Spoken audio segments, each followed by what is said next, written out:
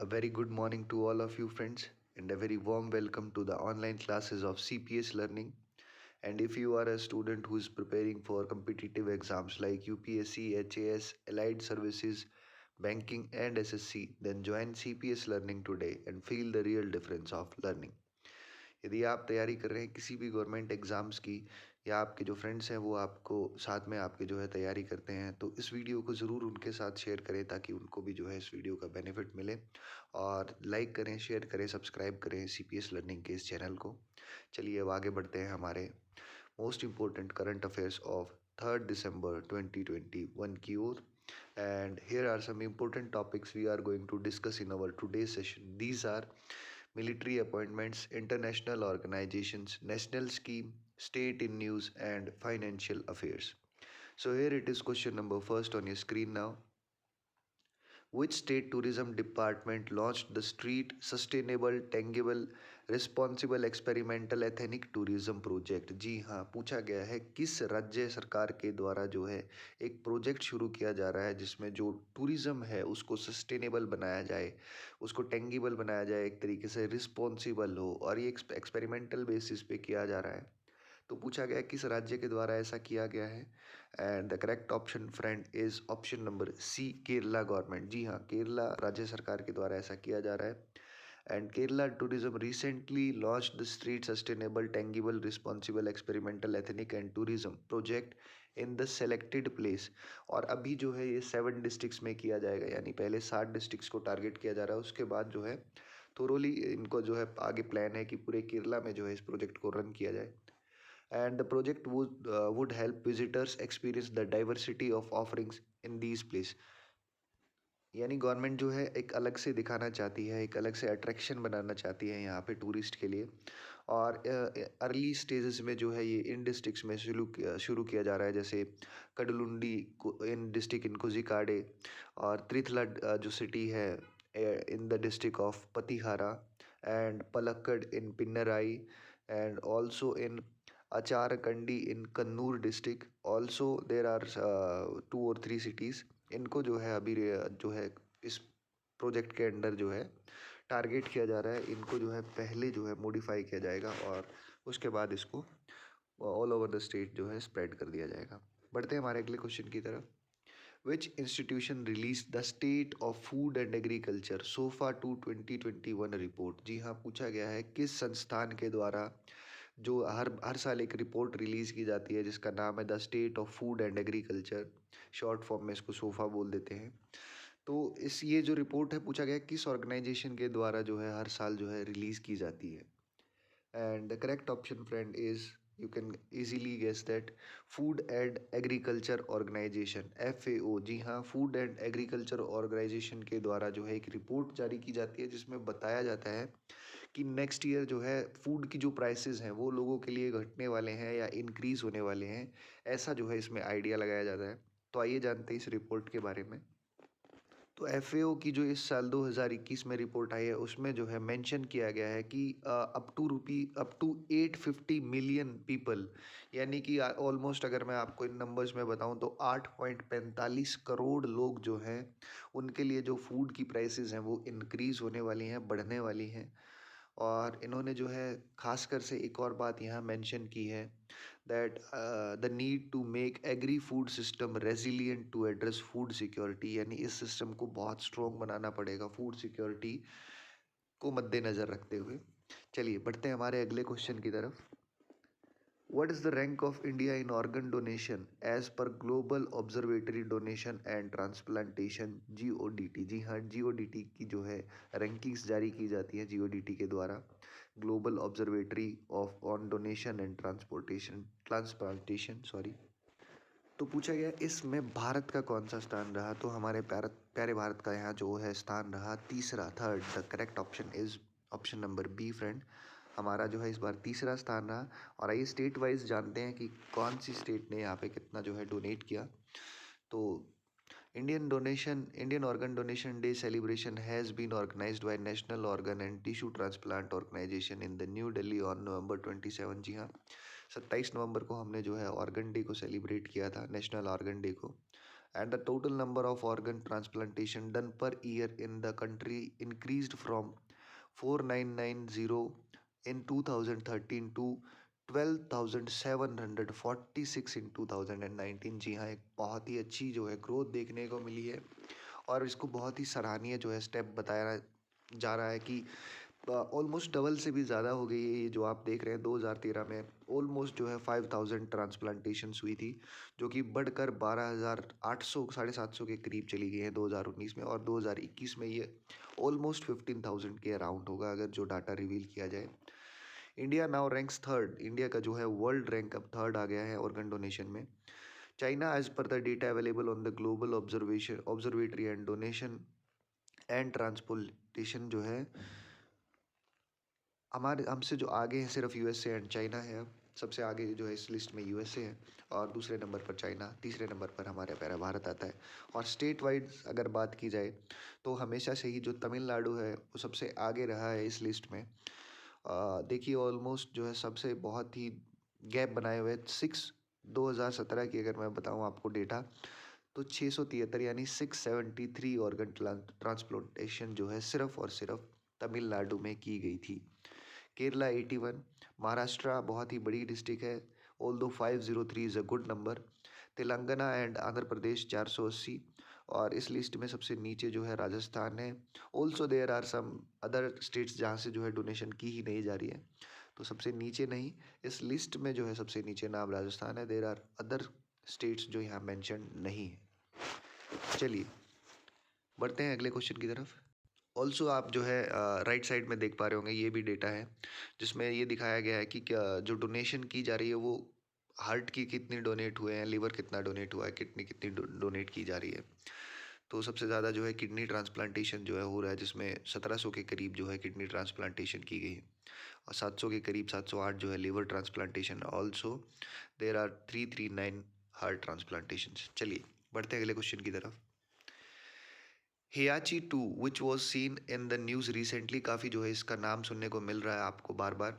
Is an operation, ये एक operation किया गया था। पूछा गया किस संस्थान के द्वारा ऐसा किया गया, तो ये एक ऑपरेशन था जिसमें जो ऑनलाइन फ्रॉड्स हैं उसको लेकर एक वर्ल्ड वाइड, जी हाँ पूरे वर्ल्ड वाइड जो है इस ऑर्गेनाइजेशन ने अपना जो है शिकंजा कसा, और जो है ऐसा एक ही जो है आप जानते हैं ऑर्गेनाइजेशन कर सकती है, जो है इंटरपोल। जी हाँ, इंटरपोल के द्वारा इस ऑपरेशन को जो है कैरियड आउट किया गया था, जिसमें बहुत ही जो साइबर क्राइम्स किए जा रहे हैं उनको जो है कैच आउट किया गया, और ऑलमोस्ट 27 मिलियन रुपीस की जो है डॉलर की जो है अमाउंट रिकवर की गई यहाँ से। और 20 अलग अलग देशों से जो है 1000 इंडिविजुअल्स जो एक गलत कामों में थे, जो कि मतलब ऑनलाइन फ्रॉड कर रहे थे, उनको जो है कैच किया गया, उनको पकड़ा गया। तो एक सराहनीय स्टेप जो है इंटरपोल के द्वारा ये। The programme is a part of crackdown on cyber enabled financial crime. जी हाँ, साइबर जो क्राइम्स किए जा रहे हैं। India also participated in the global operation, Bharat ने भी जो है इसमें भाग लिया। The exercise targeted specific type of online fraud, तो इसमें सभी जो है स्पेसिफिक, मतलब सभी को जो है नहीं टारगेट किया गया था, सारे ऑनलाइन फ्रॉड्स को। स्पेसिफिक फ्रॉड्स जैसे romance scam, investment fraud and money laundering को लेकर जो है, और इसके अलावा गैम्बलिंग भी जो है इसमें शामिल थी, इलीगल गैम्बलिंग। तो इनको जो है कैच किया गया, यहाँ पे अलग अलग देशों से पकड़ा गया। बढ़ते हैं अगले क्वेश्चन की तरफ। Magdalena Andersson is the first female prime minister of which country. जी हाँ, पूछा गया ये किस देश की पहली प्रधानमंत्री जो है इनको अपॉइंट किया गया। और इनके साथ जो है अपॉइंट होते ही एक जो है काफ़ी अजीब सी जो है घटना घटी कि इनका जो बिल था, फाइनेंशियल जो आपका बिल होता है, वो रिजेक्ट करके अपोजिशन के बिल को जो है यहाँ अपनाया गया।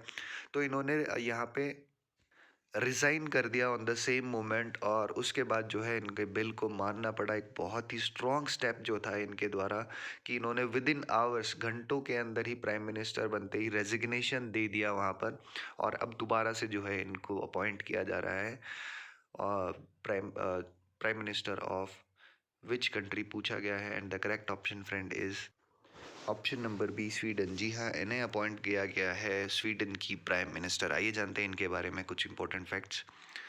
मैगडलेना Andersson, leader of the central left social democratic party. जी हाँ, ये central left social democratic party से बिलोंग रखती हैं, और ये पहली जो है फीमेल प्राइम मिनिस्टर बनी है स्वीडन की। But she resigned within hours of taking the job. इन्होंने जो है साथ ही साथ जो है रिज़ाइन दे दिया था यहाँ पे आफ्टर उनका जो बजट है जब उनको रिजेक्ट किया गया और जो अपोजिशन के द्वारा बजट प्रपोज किया गया था उसे एक्सेप्ट करने पे इन्होंने रिज़ाइन किया और अब जो है उन्हें दोबारा रीअपॉइंट किया जा रहा है स्वीडन का प्राइम मिनिस्टर। बढ़ते हैं अगले क्वेश्चन की तरफ। Rajkumar Ramannathan, who recently won his maiden challenger level single titles in associated with which sport? जी हाँ, इन्होंने जो है 6th टाइम्स जो है चैलेंजर लेवल फाइनल में जो है जगह बनाई है और पहली बार इन्होंने जो है यहाँ पे फर्स्ट पोजीशन बन ली है, मतलब ये फाइनल राउंड में जीते हैं। अदरवाइज ये लास्ट पांचों राउंड्स में फाइनल में जाके जो है हार गए थे, तो इस बार इन्होंने ऐसा कर दिखाया। तो पूछा गया है ये किस खेल से बिलोंग करते हैं, and the correct option friend is option number A, tennis. जी हाँ, राजकुमार रामनाथन टेनिस से बिलोंग करते हैं। And Indian tennis player Ramkumar Ramanathan won the maiden challenger level single title in the final clash of the ATP 80 Manama event. जी हाँ, ATP Manama event title में जो है इन्होंने चैलेंजर लेवल में फर्स्ट पोजीशन जो है हासिल की और 27 साल के राजकुमार ने जो है ओवरऑल इस टूर्नामेंट में छठा स्थान हासिल किया और वर्ल्ड लेवल पे इनकी जो अभी रैंकिंग है वो है 222 यानी 222, और इन्होंने अपने रशियन राइवल को 6-1 6-4 से 68 मिनट में हराया। And the Indian player has had lost 6 challenger finals in his career before. इससे पहले जो है ये 6 बार हार चुके हैं। चलिए बढ़ते हैं अगले क्वेश्चन की तरफ।